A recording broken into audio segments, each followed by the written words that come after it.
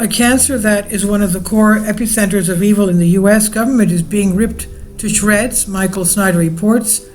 Every year, tens of billions of our tax dollars have been used by USAID to exert soft power, quote unquote, and cause chaos all over the globe. Most Americans that have heard of it think that USAID primary purpose is to deliver humanitarian assistance to nations that desperately need it. But the truth is that only a very small fraction of USAID's budget goes to help the poor, and even when that is the case, there are usually very alarming strings attached. Ultimately, any humanitarian assistance provided by USAID is simply a cover story for the real purpose of the organization.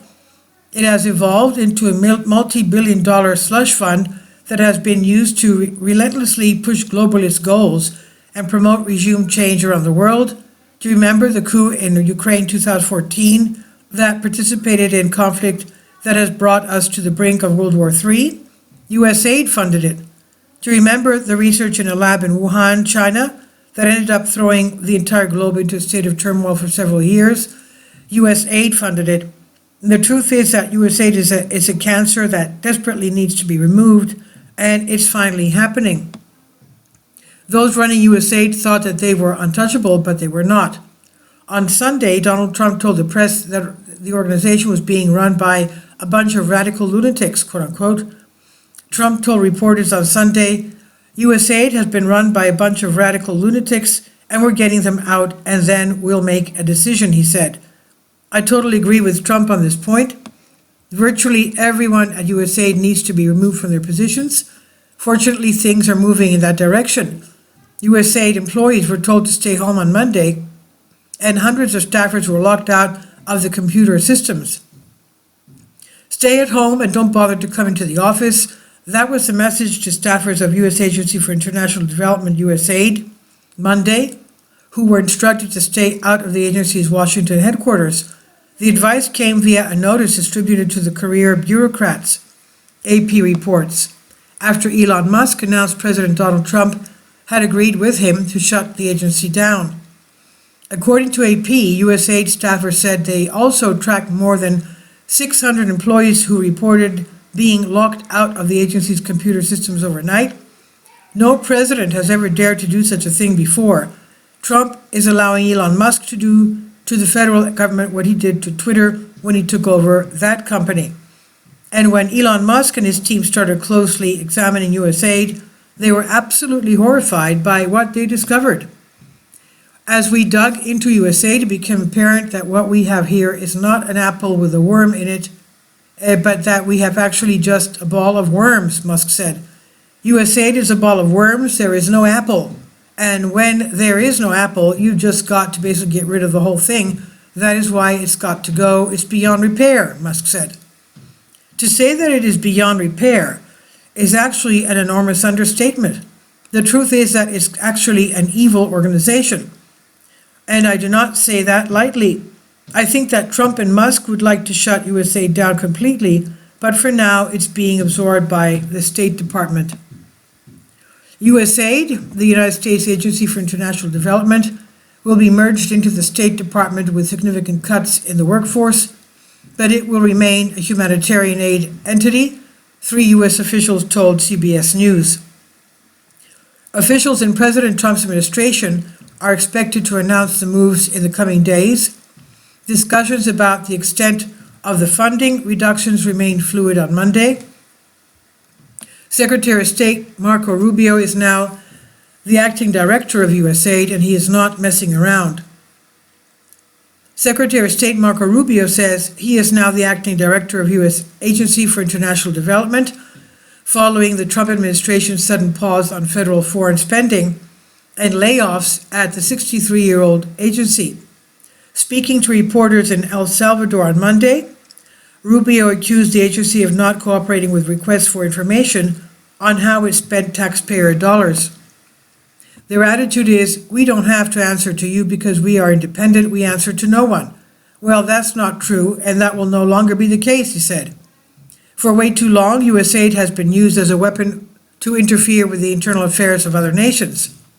In fact, even CNN has admitted that USAID is a key soft power tool and is one of the pillars of the U.S. national security establishment. At this point, the organization has a terrible reputation all over the world. Nayib Bukele, who is doing great things as the president of El Salvador, has explained why most countries do not want USAID money. Nayib Bukele, president of El Salvador, offered a foreign perspective.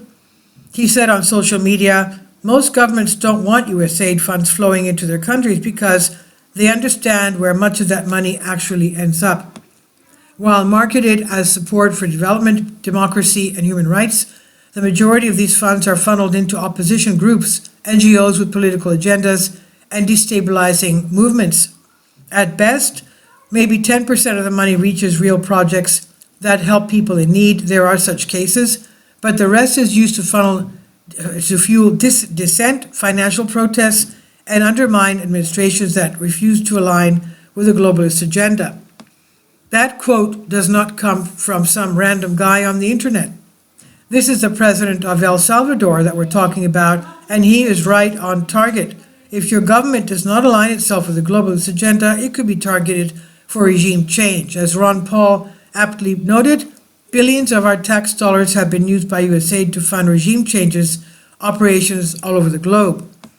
USAID is a key component of U.S. government's regime change operations worldwide. USAID spends billions of dollars every year propping up NGOs overseas that function as shadow governments, eating away at elected governments that the U.S. interventionists want to overthrow. Behind most U.S. foreign policy disasters overseas, you'll see the fingerprints of USAID. From Ukraine to Georgia and far beyond, USAID is meddling in the internal affairs of foreign countries, something that would infuriate Americans if it was happening to us. It's time for all of this to come to an end, and we should not be trying to overthrow governments that we do not like.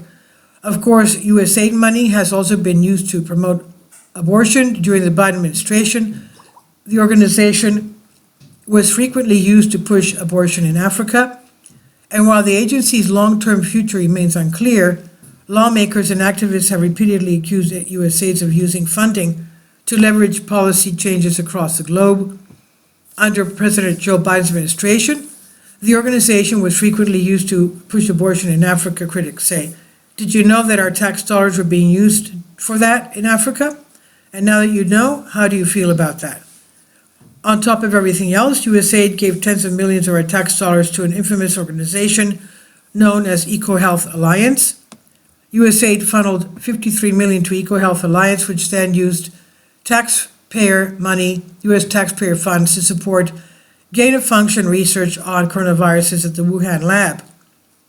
USAID has changed the course of history over and over again, and now it's time to change the course of history by bringing USAID to an end. The U.S. government has recently secretly been doing tremendously evil things for a very long time, and if we choose to stay on that path, we will be cursed.